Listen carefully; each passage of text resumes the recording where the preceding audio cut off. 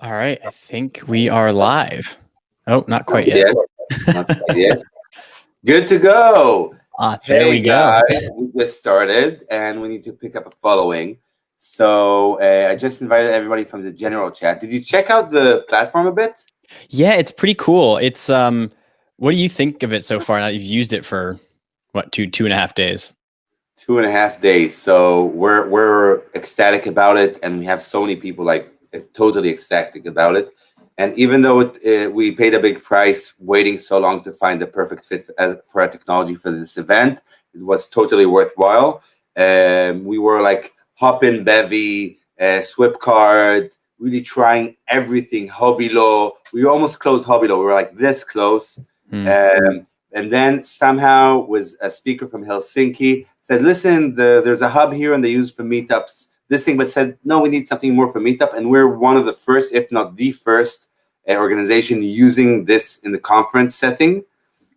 So for the last 2 weeks, when they released this version on the 8th of November, since then, every night we have a playground and for the whole team.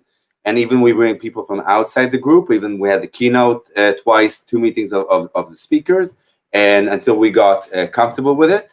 And now we're really happy, and we got great feedback that it looks better than Zoom, and it's more comfortable. It feels definitely better than Zoom. Yeah, there's no doubt there. It's cool. I mean, we used Hopin for our event that we did 4 months ago, and already this feels more polished, but also, I don't know, Hopin might have come a long ways in the last 4 months from when we used it. Because when we used it, they were super kind of rough around the edges. But so far as a speaker, I think this has been a really good experience compared to what the speaker experience was like on Hopin. So not just a speaker experience, I would really love it since we have you here for a short time. But since did you block an hour or something like that? Yeah, and I've got almost a full hour afterwards if I happen to drag on for too long. so that's awesome. But what we're going to try and do is get you just to the lounge afterwards and network with people and just check out the lounge and see how cool it is. Maybe get on the speed networking. So if you guys, we're going to write you that you're on the speed networking and you're going to feel the features as a fellow techie, but you're a real techie, like you're much more than me. You're building an amazing, listen, the amount of times I said Commsor yesterday and the day before, people would talk to me about what's the best platform and is there any best platform for this and that. I said, listen, the salvation for community is not going to come from one platform. And I explained the whole talk about why it won't come from one platform. But I really believe the salvation will come from Commsor. Listen, I'm totally. I appreciate it. We can elaborate and talk about it in the end of your talk, but we're here not to talk about Commsor. You're for some reason so passionate about community. I don't get that in people. I'm joking. I'm exactly the same. 13 hours a day, every day I'm speaking about community in the last 3 days, and I can't get enough of it. And you're going to talk about community led model, about businesses led by the model of community, correct? Yeah, so it's actually, there's a bit of talking about Commsor in here, but this is almost like stripping away the product and talking about the kind of philosophy for company building that Commsor as a product is built on.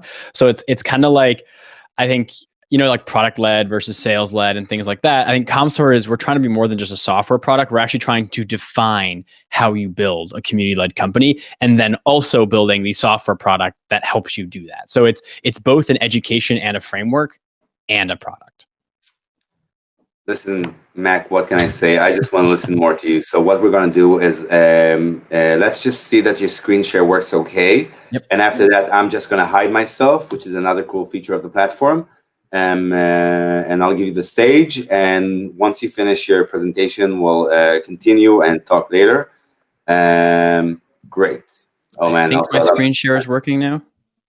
Works perfectly. So I'm going to do my disappearing act. So Mac, take it away, and if there's any issues, just say, and we'll be here backstage and fix it. Okay. Will do. I appreciate the intro.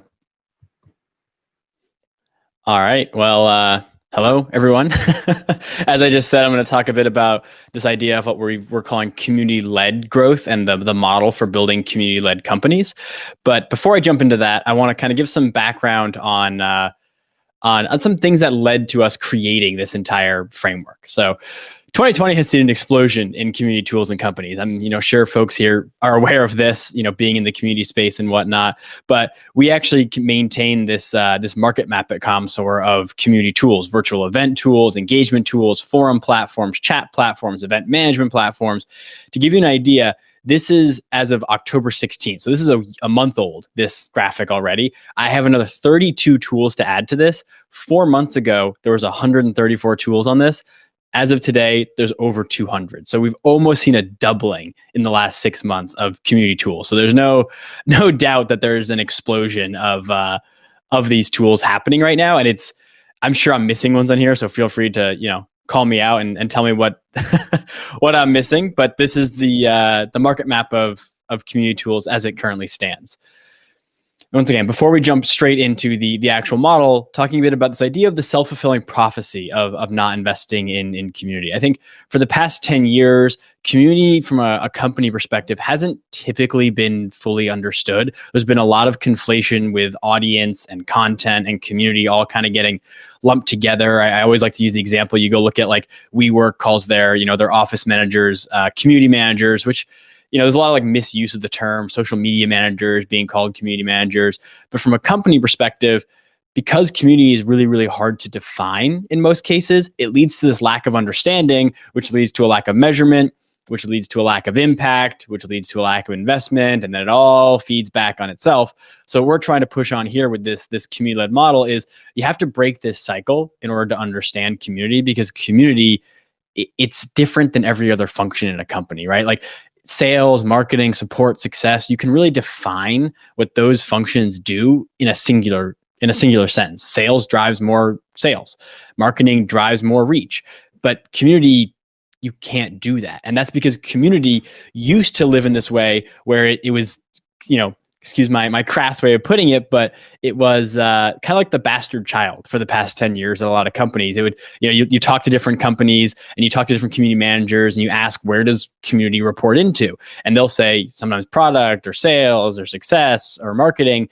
And I've spoken to community managers where over the course of 3 years, community actually bounced between 3 or 4 different functions as their company tried to figure out why community exists. So community would be for the sake of sales, for the sake of success, for the sake of product, but you can't do community for the sake of something else. You have to do community for the sake of community. So this is kind of our, I know these graphics are always a little bit wishy-washy, but this is our kind of, our high level kind of simplification of the community-led growth model. This idea that for a community-led company, community has to be a standalone central thing in order to act on the full flywheel that community provides itself, right? Community is content, which leads to engagement, which leads to trust, which leads to stronger relationships, which leads back into that whole cycle. And you have to let community stand alone and exist for the sake of community. And I think that's where a lot of companies make the mistake right now. They try to do community for the sake of something else, rather than doing community for community. If you've probably experienced it. If you join a community where it exists for the sake of a sales team, you join, you say hello, a salesperson reaches out right away. That destroys the feeling of community pretty instantly, right? Community can't be transactional, and I think that's really the place that a lot of companies get it wrong. If you structure community right with this flywheel approach, it will spin off benefits for all the other functions in a company, for product, for sales, but you can't, it's kind of counterintuitive. You're not doing community to drive sales, but community will still drive sales. And that's kind of what I'm going to talk a bit about today, is like how this flywheel works, how you connect it back to product, to sales, and all those things. But first, another first before we dive back into that, defining community from a business perspective. And I think community, it's a very broad term, right? You go ask 10 different people at 10 different companies to define community, and you'll really get 10 different answers. So this is kind of the model in which we're defining community, in which we talk about this whole model. It's kind of 4 tiers of community at a company. You have internal community, which is the entire company itself, the team. This is especially true as companies hit 100, 200, 500 employees, and even more so now with remote work. Being intentional about building community internally is almost as important as building community externally. Then one layer up, we have the customer community. Actually, I forgot. I have a whole slide here that goes through these. I should probably switch to that first. Internal community, as I just mentioned, is this idea of like applying community management principles to internal teams. I use Figma as an example here. They've got 300 employees. 10 or more of those employees are in people ops. And we're starting to see roles like, director of workplace and employee experience, which, it doesn't say community, but in reality, that is an internal community role.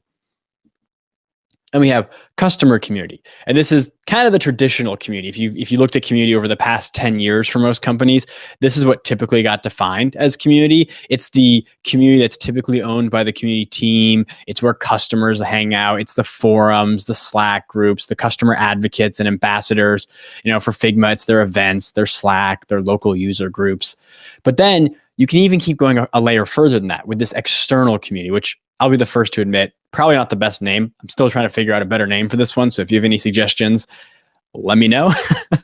But this external community is kind of this idea of like the entire network around a company, right? It's not just the customers anymore. It's actually the entire network of engagement. It's actually blurring the lines between customer, community, audience, marketing, things. It's your social media, it's your newsletter, it's your education program, it's your external events. It's like the first touch point a potential user or potential community member actually has with your company. And then the final layer is the market community. And it's actually the community in which your company exists. It's kind of the top of funnel for community, if you will. So for Figma, as an example, design, Twitter, our web design on Reddit, Dribble, these places are not owned by Figma, but they're places that people that use Figma hang out, where Figma's target audience hang out. People talk about Figma there. And I think that's the thing that a lot of companies are getting wrong with community right now, is that community is both a thing you can own, but it's also a thing that happens in places you don't own. And in order to do a community strategy right, you have to actually be able to combine all those into one cohesive strategy. I used strategy too many times in that sentence, but that's fine. And so this kind of touches a bit on what we're doing at Commsor, but it's about building authentic relationships, right? People love data. I think data is obviously very important, but sometimes there's too much emphasis on data, especially in sales and marketing functions. Data will help you understand your community, but it won't build the community for you, right? You have to actually have a human to engage and understand the community in order to do it right. And then I just call this bit out here because I honestly didn't have a better slide to put it on, but this cardinal sin of community data is number of members. People always like to say, how big is your community? Is it 5,000 members? Is it 10,000 members? That's not actually the metric that matters for a community-led company. It's the strength of the community. It's the network of engagement, the relationships between members, and how those affect relationships that those members have with the company. I've seen companies that have no problem investing $1 million a year into their community, and their community is 5,000 members. And I've seen companies that have millions of members in their community that won't even hire a full-time community manager, because the number of members is not always directly correlatable to the value that community drives for a company. All right, that's my background there before we jump into the actual community-led model. But as I mentioned before, community has to be central to these things, right? Community can't report to product. Community can't report to sales. It can't report to marketing. It should have connections to those. And that's what I'm going to jump into here with this model, how those connections functions, how you measure the data, what kind of data you look at in those connections. But community really has to exist for the sake of community. If you don't do that, you're not going to do community right. And this slide was slightly out of order. Whoops. But this is the idea of like using your community data to tell a story rather than point in time metrics, right? The data point that this person is in your Slack, or this person follows you on Twitter, or this person attended an event, that is not really how you want to look at community data. You want to look at comparative metrics and tell a story. And this example here, right? You look at how a non-member, someone who's not a member of your community, compares to a member, compares to an engaged member, or how a customer looks before they join your community, and how their metrics change after their community. And this is how you start to tie things back to other functions, right? Is someone who is not a member, do they have a lower average account value than an engaged member? Are they more or less likely to churn? Do they have a higher or lower NPS? Do they have higher or lower support costs? This is how you can really start to prove the value of community beyond just I don't know, we got 5,000 members. And I hear that all the time from community managers where it's like their report to their CMO or their CEO is, we have X members and it's up this much percent from last quarter.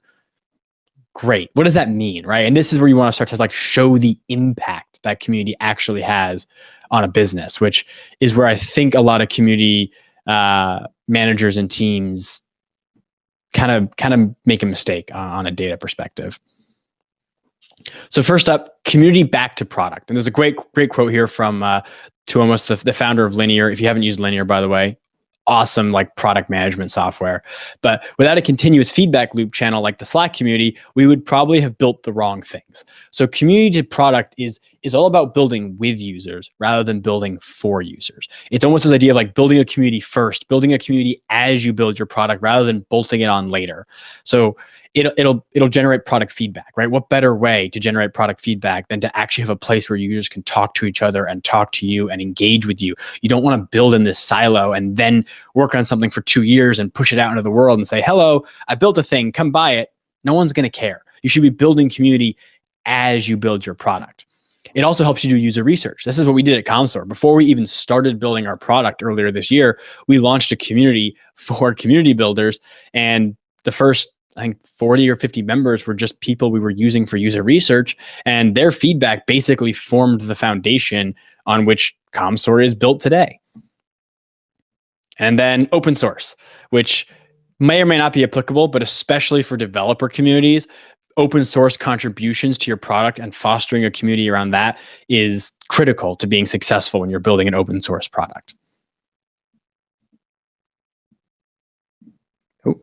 There we go. Community to sales. So building community-driven sales is now about building relationships, not driving sales. To give you an example, the traditional sales-led model is you have an SDR who prospects someone, and then they reach out to someone on LinkedIn or cold email. They try and set a meeting. They try to bring the account exec in. They try and shove a sale down their throat. That doesn't really work anymore. People have kind of wisened up to that. And, I don't know about you, but I get like 30 cold emails and LinkedIn messages a day trying to sell me stuff. It doesn't work. Community-driven sales is about building a real relationship and then letting the sale happen. It's a little counterintuitive to the way companies have been built over the past decade. To give you an idea how it works at Commsor, we don't have SDRs. We have a community advocate who does the first half of a community or of an SDR job. They prospect potential customers for us. But rather than reaching out to them and trying to get them to take a meeting and take a sale, they'll invite them to our community or invite them to an event or share some content we've written. They focus on building a relationship with that person, and then they can pass them off to a salesperson to close as a sale once they've actually been warmed as a customer or as a lead. And it takes longer, right? It's not as transactional as traditional sales. I give you an idea. We're in the process of closing our largest account ever at Commsor, and it's someone we invited to our community almost 8 months ago. Never once tried to sell to them, just focused on building a relationship with them and let them come into the Commsor sales funnel on their own. So it drives community qualified leads, which is what I mentioned before, this idea of like the qualification of, are they a target customer and have they been warmed enough by your community? Then they're a community qualified lead. It's this idea of not selling to someone the moment they come into your sphere of influence, because it doesn't work, right? People like to buy, but they don't like being sold to. Pre-sales relationships, same thing, building those relationships.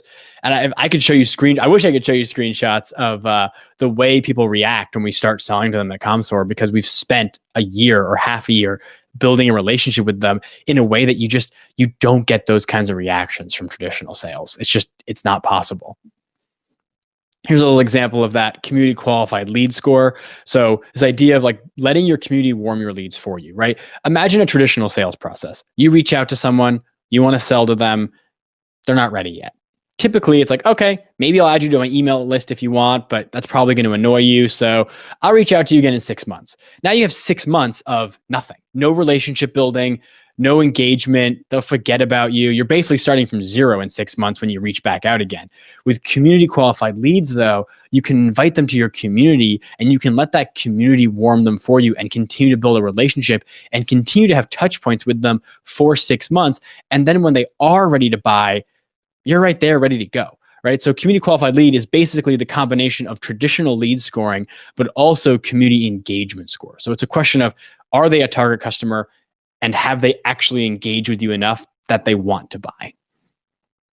This is a thing where we've built into Commsor, by the way. It's a fun little, it does it automatically. It's really fun watching those little notifications come and be like, hey, this person who joined your community 8 months ago, you should sell to them now. And so far, it's like 95% of the time when the system says that, it works into a sale for us. All right. Then we have community to support and success. I kind of merged these into one because even though I have them as separate on the graphic, because support and success, I think more and more have more and more overlap. Increasing success kind of decreases support and vice versa. But doing community-driven support and success is really about enabling the community to be that first line of defense for your support team. It allows the community to help pick up low-level support requests or questions about your product or your service rather than it always ending up in a support team. It'll help increase customer satisfaction because one, not only are customers going to get help quicker because the community will help them, but the people in the community who help them will actually have a sense of satisfaction because they helped someone in the community. So it's like a double-edged sword in a good way. I guess double-edged sword is kind of a negative thing. So maybe that's not the best metaphor to use right there. It also helps with customer education, allowing the customers to interact with each other. It's very traditional enterprise of the past, 50 years of enterprise companies to have this idea of like siloing customers and not allowing customers to talk to each other and trying to maintain this like asymmetrical information balance so that the company doing the sales has the advantage. But with community-driven support and success, you throw those ideas right out the window. You want your customers to engage with you. You want them to talk about your product. You want them to have ideas and bring those ideas to you. And yeah, sometimes it'll lead to someone saying negative things or, someone being a negative person in your community, but isn't it better to have someone in your community saying negative things about your product so you can address it and fix it than having it happen behind closed doors? Because that negative stuff's going to happen anyways. And of course, the big one that companies care about, it helps with ticket deflection. If your community can help your community, your support team will have less load. You have lower support costs. Everybody wins. And then community for marketing. I think this is the big one, really. This is the one that I think if you take one of these sections from this slide back with you, I'd say this way. It's this idea of building a community of interest, not just a community of support. And I think this filters back to everything. For the past 10 years, most companies have built what I call a community of interest. I'm actually going to jump ahead a second here and give you an example as I talk about this. A community of support was more internal to a company, right? It's like you had to get through the outer layers of a community. You had to become a customer before you could get into the community. It really was only appealing to customers. The conversation was limited. The example of like, why would you join a Commsor community unless you were a Commsor member?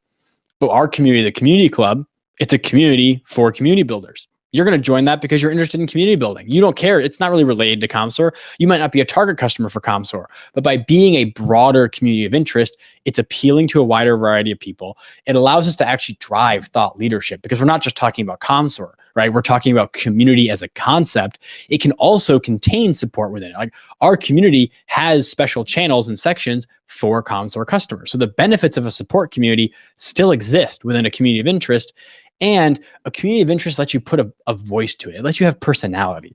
A support community doesn't let you do that. Go back here, but I'll leave all three up here. But going for community to marketing, not only does it let you build out this community of interest, but it lets you lead content development, right? Members of our community are sharing things that we can cross-post to Twitter or pull in and have them do a guest blog post or a guest fireside chat or speak at a conference. It allows us to develop that thought leadership because it's a community for our market. It's not a community just for Commsor. And it makes it a lot easier to build our brand. Our community would probably have like 70 people in it if it was a community for Commsor, but it has like 2,000 people on a Slack, about 700 people on a forum, and 4,000 people on an email newsletter. That would not be possible if it was a Commsor community.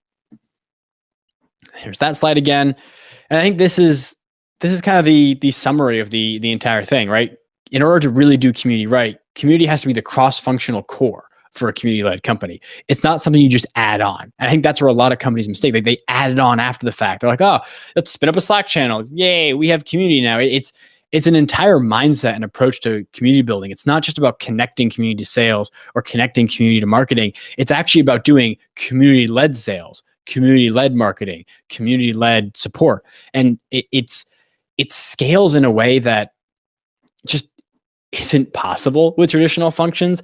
I love the example of like the Salesforce community team has, I probably get this number exactly wrong, but it's like 9 or 10 people on their entire community team, and they have 5 million members in their community. That sort of scale is not possible with traditional means. Communities allows you to just like exponentially have network effects and flywheels that no other function in your business will be able to have. So we have our community for community builders, as I mentioned. Just want to plug that one in here. It's a great place to just hang out. And we've got like the head of community at Salesforce and Twilio and GoDaddy and a bunch of awesome companies in there. And like I said, it's not the Commsor community. You could give you don't have to care about Commsor at all. It's just, there's no branding of Commsor. It's just a place to talk about community building. And a little ahead of schedule here, but that is the gist of our community-led growth model. This idea of building community as a central thing that connects back to everything in your company rather than a bolt-on. So I thought this would take me 10 minutes longer than it did, but here we are. So we didn't interrupt you, but the thing is, listen, Mac, I can't get enough of you. And you simplified it in such an amazing way. And I wrote notes, even though I had like, and I told you before, like I have to do something, but I couldn't take my eyes off the screen. And, I did a pyramid once in one of my presentations that I said like sales marketing community, meaning it used to be 100 years ago that there wasn't a position of marketing. 100 years ago, there was only a salesperson. A company would have manufacturing and sales. And I say that the evolution was that there were like smart salespeople that said, let's not knock on all the doors and disturb everybody's attention right now. And let's just see, if there's a car at home, so there's probably somebody at home, and then I should knock there. If, it's a woman at home and I see her in the window, it's more like, and then suddenly thinking about Tupperware, let's have parties for women, and let's market and let's go for target audiences. And today, if somebody comes and knocks on your door, you're like, really, how would you dare do that? And I think marketing is becoming the new door-to-door sales. Like, stop targeting me. Well, and also it forces it down your throat, right? You're browsing Twitter, and it's like, here's an ad, buy my product. And you're like, whoa, what? No. And marketers are like happy. Look, I retargeted him, and I found him here, and that's what people. When I went to Burning Man, and it suddenly came to me how strong it is. They have the decommodification of nothing is allowed to be branded there. Nothing is allowed to be sold there. The only thing you can buy with money is ice. And of course, non-branded ice. And I think, that's the next level, and it's starting to have people, in communities you can't market. And that's the thing, but we don't market, but that's a new form of sales. Marketing is the new way of, or was the new way of sales. And the future is going to be that we want to have our attention for ourselves and our control over our lives. And we want to have fun, and we want to live and enjoy it, because we don't know when COVID is going to hit or a nuclear bomb.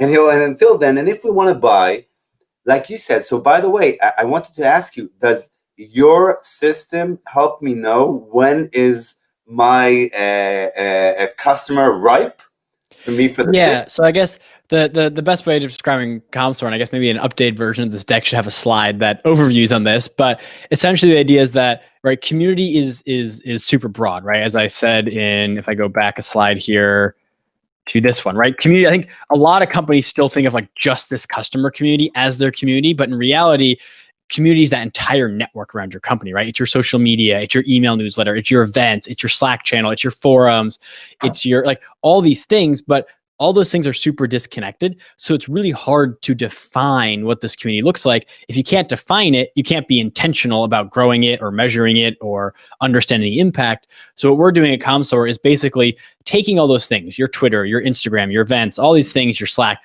tying them together so you can actually understand the kind of full community journey as someone goes from mentioning you on Twitter to following you on Twitter to joining your community to becoming a customer and working their way through all these things. And we actually, the idea of a community qualified lead, we have a thing in our software now that actually basically lets you know when we've identified that someone's a community qualified lead, and it integrates with things like Salesforce. So you can look at we can actually look at hey, we told you this is a community qualified lead. Okay, they get sent into Salesforce. Oh, they didn't become a customer. Maybe they weren't a community qualified lead, and the system can improve it over time. And I think the idea of a community qualified lead actually started accidentally with one of our early customers. It was an open source selling to developers tool, and they found that with our software they could see like which companies were using their open source version, and they found that when a company hit 3 people were using their free open source version, they were very easily able to sell an enterprise version to that company. So it's like, okay, so once they hit that 3 threshold, that's when you want to sell to them. So then we set up like an automated trigger for them to let them know when a company hit that 3-member threshold. Brilliant. And it's of course different for each community. That's, I think, the biggest struggle we have with our product, right? It's like a community qualified lead for Commsor versus for Capital One Bank versus Twilio versus Google are going to be completely different. And does your system know how to learn it on its own, or it's still manually managed, and you need people in your team to identify the patterns within the community behavior? A little bit of both. I mean, it's still kind of like semi-early, so we can do some things automatically, and we've kind of defined like this. Let me go back to that slide. This kind of starting point for like what community qualified leads look like at a base level, and then the idea is that over time, our system can both automatically kind of personalize this for your community, but also a community manager could come in here and say, actually, we also need this data point in there or that data point. Like that data point of 3, for example, is very specific to that one company. So if I may ask, and let's stay on this slide because it fascinated me, because I'm formerly an accountant. I never really did accounting. I just did management consulting, but I started at KPMG. And I started because I love to see patterns. I love the idea of organizing stuff, even though I'm a very brand, emotional storyteller. And when I see stuff like that, I get very excited. But most of the things here, besides frequency and a word I even can't pronounce, which is recency. Recency, yeah. Recency. It's like how recent, yeah. So frequency. What's the difference between frequency and recency? Yeah, so frequency is like the kind of like, it's how often someone engages within your community. So let's just say if you just looked at recency, which I think like if you look at things like Slack or community tools that show you if someone's active or inactive, they typically only use recency. So like you might have sent a message 10 days ago. I also might have sent a message 10 days ago. We're both active, right? But beyond that 10 days, I also sent a message 5 days before that, and 6 days before that, and 4 days before that, whereas you sent a message 10 days ago, but then your previous one was 2 months ago. So recency starts to look at kind of like the time between engagement, whereas frequency is more just like the most recent one. And now to the more fluff ones, impact and sentiment. How do you measure impact and sentiment? So impact is looking at how your engagement is basically like, it's like the depth and breadth of engagement. So I'll use the example, say you've got a Slack community, you and I are both in a Slack community, right? We both post 20 messages in a given month. By most systems, we're both active. The end of story. But with my 20 messages, I drive 100 messages of engagement from 50 different users and 60 emoji reactions. And you, with your 20 messages, had 3 messages back from 2 different users and 6 emoji reactions. That's where like impact is. It's the impact of your engagement, right? It's like if I posted the results, how much? Yeah. What are the ripples? The impact in the end is ripples that you create. Like I can throw a stone and fall, and your stone was like create much more impact and much more ripples. And yeah. And a lot of community scoring right now is very surface level. It's just like this person mentioned you on Twitter, or this person did a thing in your Slack, but most tools don't actually look at impact, right? Because we're not like, and I like to use this example. It's funny, we used to call our tool a community CRM because it's kind of similar to like a user database, like a CRM, but we don't call it a CRM anymore. We call it a CNM, a community network manager, because we found that CRMs are very siloed, right? It's like, what is the relationship between your company and a user? Maybe a sales angle, maybe a marketing angle, maybe a support angle. But for starters, that's not how community works. And that's not how the world works, right? Users and relationships don't live in silos. So we're looking at the relationship between your company and a user in the community, how that user engages with the community, how that community impacts them, and in turn, how that impacts their relationship with the company. So like the slide I had before, this one, right? Even going deeper than this and getting a sense of, maybe this member is like, one who has low impact in your community, and this is someone who has high impact in your community. Like, does that have a difference in how they act as a customer? Mm-hmm. Yeah, but and that you can see by the amount of impact. So by the way, so when you say an engaged and not engaged, can I be somebody that's frequently engaged? Like it, my question is like, is every indicator the same? Because they're so different. Like if I'm a lot of frequency but no impact, do I still am I still considered, or do you have to check all the boxes to be considered an engaged member? It's, I guess, not as straightforward as that. I guess once again, it depends on the community, depends on the platform. Like what engaged looks like on Twitter versus an event versus Slack are three different things, right? And it's kind of like we actually use these scores right now to identify things like, is someone a super user or a content creator or a content consumer, right? Like you might be someone who is always responding to other people's content and you do it all the time, so you're a very active consumer, but you're not an active like creator, right? Versus like you might also be like creating content that others consume. So there's like, and that's where like the impact is like, we also look at like, did you create content that others responded to, or did you respond to content that other people created? And by the way, and last point, sentiment, because on Facebook I can guess that you say if I'm angry or if I have love, and you probably do. Love is much more stronger than the like. I'm guessing correctly. Yeah, so it's definitely this idea of, once again, you could have someone who posts all the time and they have lots of responses, but it's because they're always an asshole in the community, right? Like, so sentiment is like this little flag of like, is this person using positive? I think sentiment analysis is it's tricky, right? I think I've seen some companies try to do like automated community moderation via sentiment analysis, and it never really works because it's like, I don't know, your community might be the kind of place where people just like swear all the time and that's totally acceptable, but like a system is going to think that someone's being an asshole, but like they're not. So sentiment is kind of more of like this canary flag of just, hey, like this person might be like creating toxicity in your community. Like you should check them out. Cause like you could have someone who's great. Like sometimes the most active users are also the most toxic users in a community, right? Like impact can actually be negative impact. I totally agree. And that's why you need the sentiment to balance that or contradict that. Or at least like, and that's where I think we talked about before, like this idea that we're not trying to build data-driven things, we're trying to build data augmented. Because at the end of the day, community is all about human relationships, and a computer and data can't replace that. So these things like sentiment are there for the community manager to, still go be a human and like check on a user and be like, hey, like Commsor is saying that Mac's being a dick right now. Like maybe I should check on that. Like, oh yeah, he is. I got to do something. But like, we don't think people shouldn't use sentiment to do like auto moderation or things like that. Cause it creates more problems than it solves, really. And every time you do a new API, a new integration, you have to learn the system, and you have to learn like, cause every system has a different sentiment or frequency changes about according to what you use, right? Yeah. So like I said, for example, a good frequency on Slack might be posting once a week, but a good frequency on, event attendance might be attending an event every 6 months. Cause like there's different kind of scopes there. So it's all like customizable as well. So you can come in here and like tweak what you think is right for your community. This is kind of just like our baseline kind of out of the box starting point, essentially.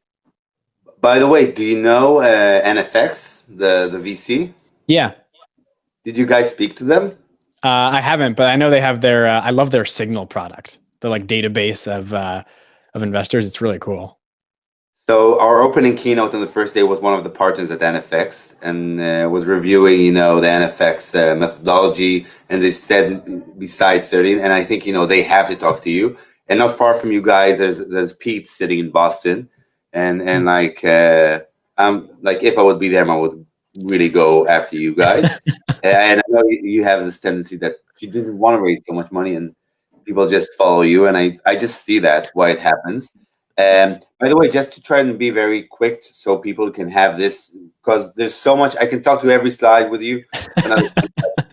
Just because we did one equation, and let's just finish to this one about industry role and size. So it sounds very intuitive, but what does industry mean? How relevant is industry to me?